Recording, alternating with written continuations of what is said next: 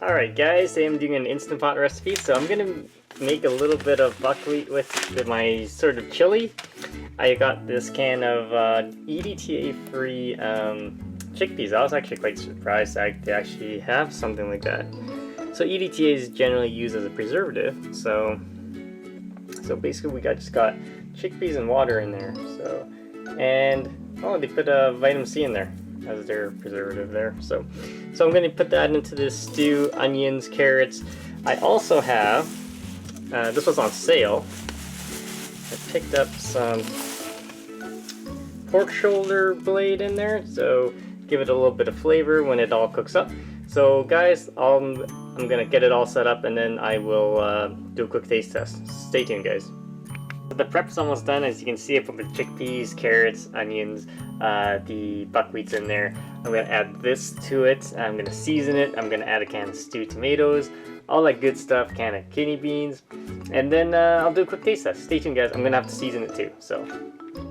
Alright, so it's seasoned, ready to go here. I'm going to cook it. I'm going to actually just hit the rice button and then it'll cook pretty good still. Alright, stay tuned guys, I'll be right back. Alright, so as you can see, it's all done here. Here's the pork shoulder here.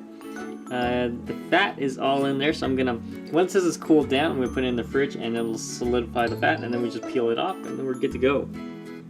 And then what will be left over is the juices, and let's do a quick taste test of this.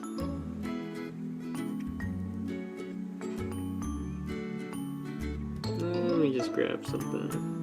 Let me grab a piece of this meat.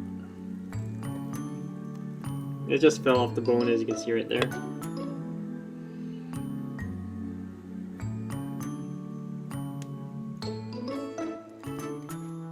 Look at that right there, falling off the bone. Alright, let's do a quick bite.